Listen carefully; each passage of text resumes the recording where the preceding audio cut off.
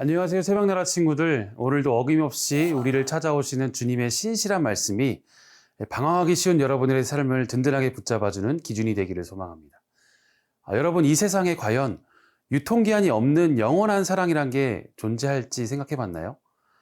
10대 시절에는 영원할 것 같은 친구 사이의 우정도 이 사소한 오해나 상황의 변화에 따라 흔들리기 마련이죠. 그리고 세상이 말하는 사랑도 기분이나 조건, 감정에 따라 너무나 쉽게 변해버립니다.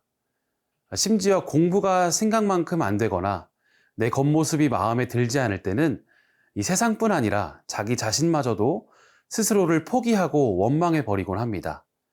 우리가 경험하는 인간의 사랑은 이토록 조건적이고 불완전해서 늘 우리를 불안하게 만듭니다. 하지만 우리가 오늘 함께 읽을 이 시편 말씀은 이 세상의 유행이나 상황에 따라 종잡을 수 없이 바뀌는 사랑이 아니라 결코 변하지 않는 하나님의 영원한 사랑을 아주 힘차게 찬양하고 있습니다. 어떤 형편에서도 절대 나를 향한 마음을 바꾸지 않으시는 하나님을 바라보며 시인은 터져나오는 기쁨을 감추지 못합니다. 오늘 말씀의 제목은 영원한 내 편입니다. 오늘의 말씀은 시편 117편 1절에서 118편 7절입니다. 너희 모든 민족들아 여호와를 찬양하라. 너희 모든 백성들아 여호와를 찬양하라.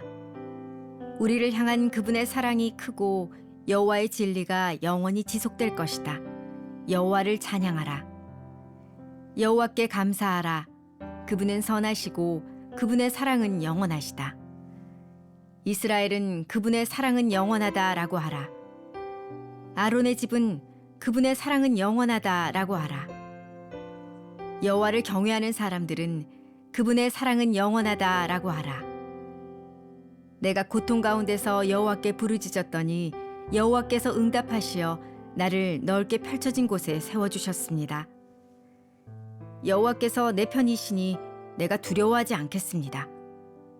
사람이 내게 어떻게 하겠습니까? 여호와께서 내 편이 돼 나를 도와주시니 나를 미워하는 사람들은 내가 바라던 대로 될 것입니다. 이 성경 전체를 통틀어 가장 짧은 장이 시편 117편은요. 아주 짧지만 강력한 선포를 담고 있습니다. 이스라엘이라는 특정 민족을 넘어 세상 모든 나라와 백성들을 향해 다 함께 일어나 여호와 하나님을 찬양하라고 초청합니다. 온 인류가 그분을 소리 높여 공적으로 칭송해야 하는 절대적인 이유가 바로 시편 117편 2절에 등장합니다. 함께 읽어보겠습니다. 우리를 향한 그분의 사랑이 크고 여호와의 진리가 영원히 지속될 것이다. 여호와를 찬양하라. 여기서 사랑이 크다라는 말의 의미를 깊이 묵상해 보아야 합니다. 이것은 단순히 사랑의 부피가 조금 크다는 것 뜻이 아닙니다. 옛날에 노아 홍수 때 거대한 물이 세상의 모든 지면과 가장 높은 산 꼭대기까지 단 한 뼘도 남기지 않고 완전히 덮어버렸던 것처럼 하나님의 언약적인 사랑이 우리의 모든 죄악과 두려움, 절망을 통째로 뒤엎어버렸다는 아주 강력한 뜻입니다. 우리의 모습이 아무리 부끄럽고 연약해도 주님의 그 압도적인 사랑은요, 우리의 모든 허물을 흔적도 없이 덮으십니다.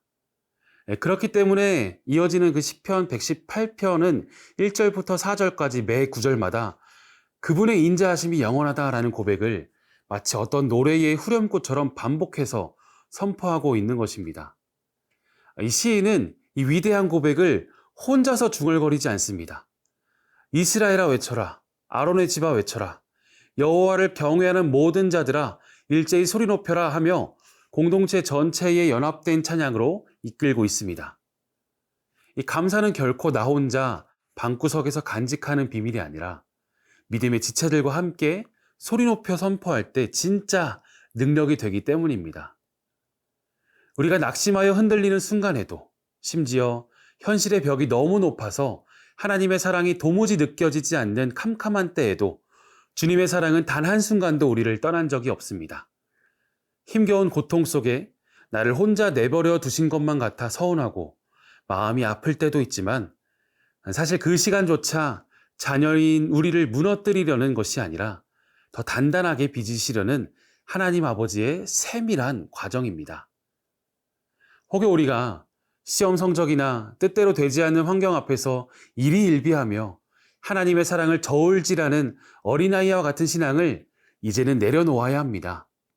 내 감정과 기분은 아침 안개처럼 시시각각 변할지라도 우리를 덮고 있는 하나님의 신실한 사랑은 어제나 오늘이나 영원토록 동일하십니다.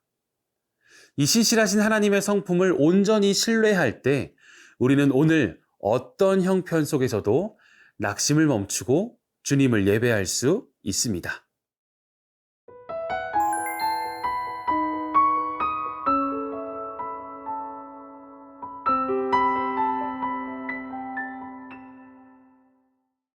시인은 이 놀라운 사랑을 단순히 머리로 배운 지식으로만 고백하는 것이 아닙니다. 이 사방이 가로막힌 삶의 현장 속에서 그 구원을 직접 온몸으로 통과해냈기에 이렇게 고백할 수 있는 것입니다. 본문 5절 말씀 읽겠습니다. 내가 고통 가운데서 여호와께 부르짖었더니 여호와께서 응답하시어 나를 넓게 펼쳐진 곳에 세워주셨습니다. 여기서 시인이 고백한 고통이라는 단어는 원래 사방이 바짝 좁혀 들어와 숨쉬기조차 힘든 굉장히 좁은 자리를 뜻합니다. 이것은 과거 이스라엘 백성들이 이집트라는 거대한 나라에 갇혀 노예 생활을 하며 신음하던 그 절망적인 상태와 정확히 연결됩니다. 오늘을 사는 우리도 이 좁은 자리에 갇힐 때가 참 많습니다. 끝이 보이지 않는 학업과 성적의 압박에 짓눌려 있을 때, 도무지 출구가 보이지 않는 가족 간의 갈등이나 친구 관계의 소외감 속에 홀로 남겨졌을 때 우리는 사방이 벽으로 가로막혀 숨이 막히는 답답함을 경험합니다. 내 힘과 실력으로는 한 발자국도 떼어놓을 수 없는 이 무기력한 지옥 같은 상황을 마주할 때 세상 사람들은 쉽게 타협하거나 낙심의 늪에 빠져버리고는 합니다. 그 캄캄하고 좁은 곳에서 낙심하여 주저앉아 버리는 세상 사람들과 달리 시인이 선택한 유일한 방법은 오직 하나였습니다. 자신의 모든 감정과 마음을 쏟아내며 여호와 하나님의 이름을 부르고 부르짖는 것이었습니다. 내가 해결할 수 없음을 겸손히 인정하고 주님을 붙잡았을 때 사방이 막혀 있었던 그 좁은 자리에 하나님이 직접 찾아와 응답하셨고 그의 삶을 아무런 거칠 것이 없는 광활하고 넓은 곳으로 당당하게 옮겨 세워 주셨습니다. 속박의 자리에서 우리를 끄집어내어 완벽한 자유를 선물하신 것입니다. 사도 바울은 로마서 8장 31절 후반부에 이렇게 선포합니다. 새번역 성경으로 읽어보면요. 하나님이 우리 편이시면 누가 우리를 대적하겠습니까? 시인 역시 6절과 7절을 통해 여호와께서 내 편이 되신 내가 두려워하지 않겠다. 사람이 내게 무엇을 할 수 있겠는가? 라며 세상의 위협을 향해 당당하게 호통치고 있습니다.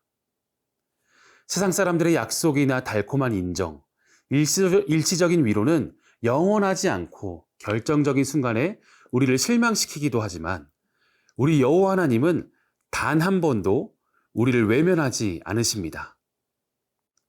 혹시 우리가 사람의 시선과 관계에 목매다가 상처받고 지쳐 있다면 오늘 이 음성을 우리가 들어야 합니다. 사람은 우리가 의지할 대상이 아니라 끝까지 사랑하고 품어주어야 할 대상일 뿐입니다. 우리가 고통 중에 부르짖으면 언제든 한 걸음에 달려와 우리를 품으시고 도우시는 분, 그분이 바로 나를 사랑하시되 절대로 마음을 바꾸지 않으시는 나의 가장 든든한 영원한 내 편이십니다. 사랑과 긍휼이 많으신 아버지 하나님, 사방이 꽉 막힌 좁은 고통의 자리를 지날 때에도 세상의 임시방편을 찾지 않고 오직 살아계신 하나님의 이름을 부르는 믿음을 주옵소서. 우리의 모든 허물과 절망을 압도하여 덮으시는 주님의 영원한 인자하심을 신뢰합니다. 내 뜻과 욕심을 따라 살던 인생을 내려놓고 이제는 우리를 넓은 곳에 세우시는 주님만을 영원히 찬양하는 참된 예배자가 되게 하옵소서. 우리의 영원한 편이 되어주시는 예수님의 이름으로 기도합니다. 아멘.